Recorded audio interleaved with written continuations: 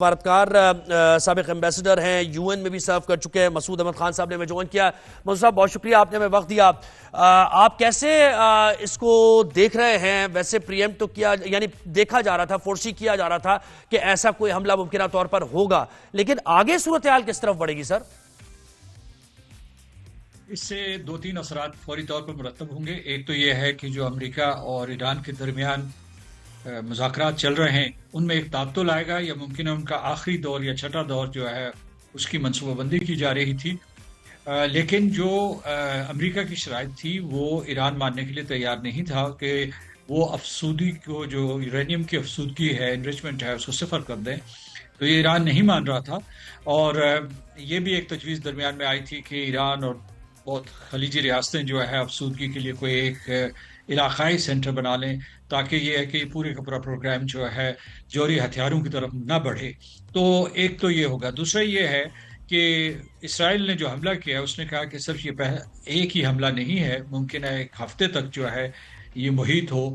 تو اس وجہ سے جو یہ ہو سکتا ہے کہ بڑی کشیدگی شروع ہو جائے۔ جو امریکہ نے فی الحال جو ہے اسے اپنی کم ترجیحات میں رکھا ہے، یعنی جو ان کا فوری رد عمل آیا ہے وہ بھی کوئی اس قسم کا نہیں ہے، اگرچہ انہوں نے پچھلے ہفتے جو ہے یہاں سے امریکی جو بھی لوگ اس خطے میں موجود تھے، فوجی، ان کے خاندان، ان کا انخلاء شروع کر دیا تھا۔ تو اس لیے یہ ہے کہ ان کی نیشنل سیکیورٹی کونسل کی میٹنگ ہو رہی ہے امریکہ کے، جو کل ہوگا اس میں، یعنی جو پاکستان میں اس وقت شام ہو چکی ہوگی، ان کی میٹنگ ہوگی 10 بجے کے قریب، اور اس میں وہ اہم فیصلے کریں گے۔ ایران نے احتیاط یہ کی ہے، اس نے پیغام بھی دیا ہے کہ وہ اس وقت امریکہ کے اوپر، امریکہ کی تنصیبات یا امریکہ کے جو اثاثے ہیں اس خطے میں یا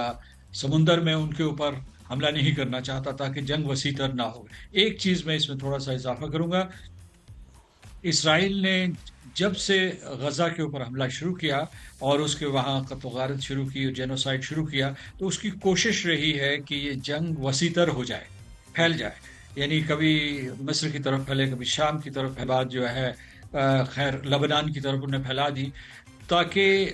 دنیا اور بالخصوص امریکہ کے جو عوام ہیں یا یورپی ممالک جو نتنیاہو کی پالیسی سے اتفاق نہیں کرتے، وہ اس کو جواب دہ نہ ٹھہرا سکیں۔ بہت کشیدگی ہوگی، اس کا دنیا کے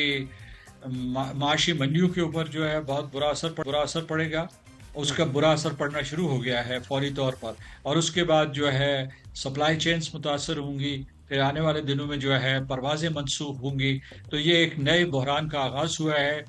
اور اگر امریکہ جو ہے اس میں ایک دم مداخلت کرتا ہے اور اسرائیل کو روکتا ہے تو پھر تو حالات سنبھل سکتے ہیں۔ ایک اور اہم نقطہ میں آپ کو بتانا چاہتا ہوں کہ ابھی تک واضح نہیں ہوا کہ انہوں نے جوہری تنصیبات کے اوپر جو حملے کیے ہیں، ان کے دو قسم کی جوہری تنصیبات ہو سکتی ہیں۔ ایک میسائل ہیں جن کی تعداد 2000 کے قریب ہے، ایران کے پاس ہے، اور دوسرا جو ہے کہ جوہری افسودگی کے جو انسٹالیشنز ہیں یا تنصیبات ہیں، اگر اس کے اوپر حملہ کیا تو تابکاری کے بہت بڑے خطرات ہیں، اور تابکاری جو ہے اگر پھیلی تو وہ صرف ایران تک محدود نہیں رہے گی، وہ پورے خطے کو اپنی لپیٹ میں لے لے گی۔ تو ابھی تک یہ واضح نہیں ہوا کہ ان کی تنصیبات، انہوں نے اعلیٰ قیادت کو تو نشانہ بنایا ہے، جوہری سائنسدان جو تھے ان کو نشانہ بنایا ہے، اور اسی طریقے سے جو ہے اور جو ہے ملٹری لیڈرز کو کیا ہے، لیکن یہ نہیں پتا کہ انہوں نے جب کہتے ہیں کہ جوہری تنصیبات کو ہم نے نشانہ بنایا تو جو کیا افسودگی کے مراکز تھے، انہوں نے ویسے کہا ہے کہ نیٹینز میں بھی ایک حملہ ہوا ہے اور وہاں جوہری افسودگی کے ذخائر موجود ہیں، ذخائر موجود ہیں، اور یہ بھی بیان آیا اسرائیل کی طرف سے اس بارے میں تو آیا ہے کہ بیان کہ ان کا یہ کہنا تھا کہ چند دنوں میں ایران کے پاس 14 کے قریب جوہری ہتھیار وہ حاصل کرنے کی صلاحیت رکھ سکتا تھا، میزائلز وغیرہ، تو اس لیے ہم نے یہ نشانہ۔ اچھا مجھے بتائیے سر کہ ڈونلڈ ٹرمپ پہلے امریکی دفتر خارجہ نے تو واضح طور پر کہا کہ ہمارا اس سے تعلق نہیں ہے، لیکن ابھی جو ہم بیانات دیکھ رہے ہیں تو ڈونلڈ ٹرمپ کے بیانات آنے کہ ایران نے اگر حملہ کیا تو امریکہ اسرائیل کا دفاع کرے گا، تو اس کا مطلب ہے کہ پوری طریقے سے امریکہ اس جنگ میں شامل ہے نا؟ ایران نے تو ریٹیلیٹ کر دیا ہے۔ دیکھیے، امریکہ اس جنگ میں اس وجہ سے شامل ہے کہ صدر ٹرمپ نے پہلے کہا تھا، دھمکی دی تھی کہ یا ہم حملہ کریں گے، یعنی امریکہ، یا اسرائیل حملہ کرے گا، اور اسرائیل جو وہ تو بار بار کہتا رہا ہے۔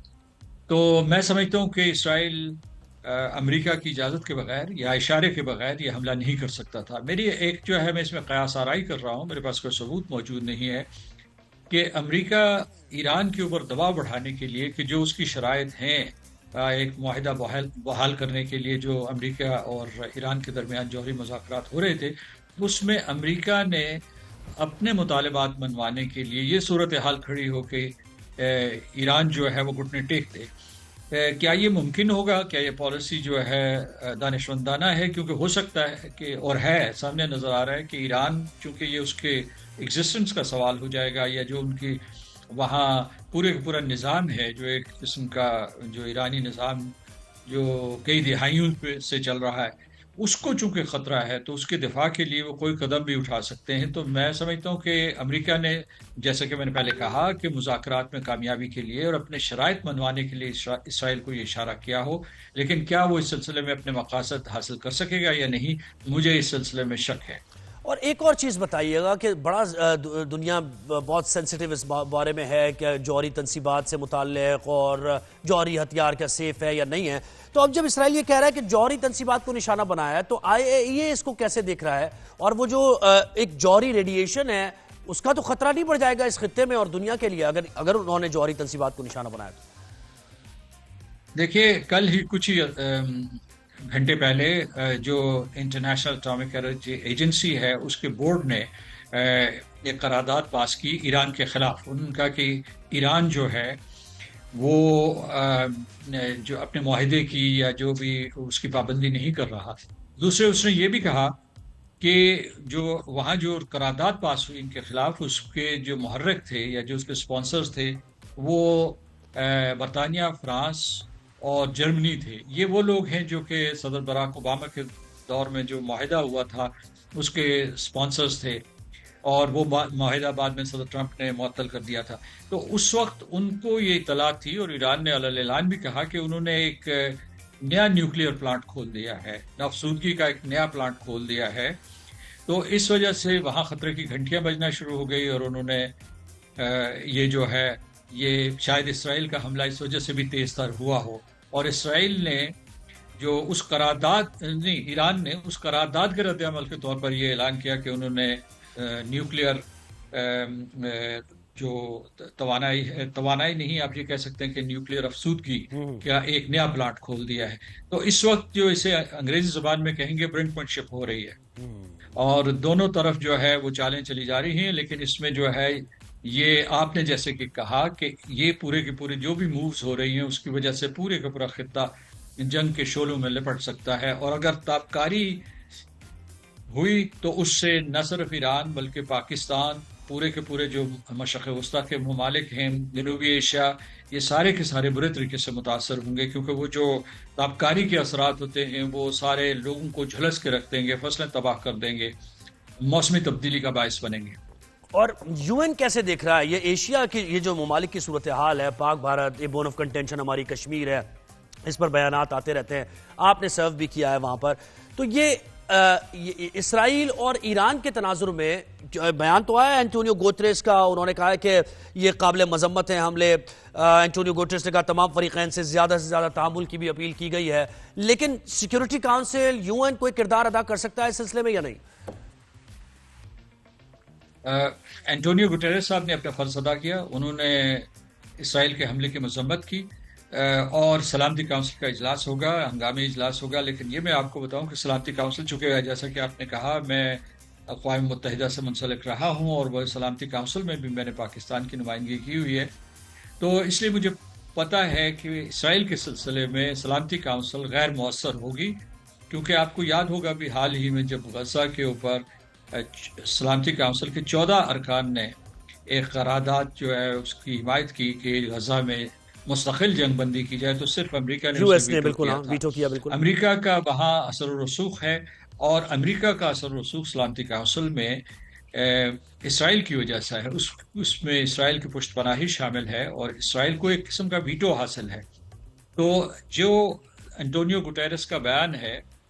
جو لفظی یا زبانی کلامی کارروائی ہے، اس سے زیادہ کچھ بھی اقوام متحدہ کردار ادا نہیں کر سکتا۔ اس وقت جو ہے صرف اور صرف امریکہ کردار ادا کر سکتا ہے، لیکن امریکہ خود جو ہے ایک قسم کا پارٹنر ہے۔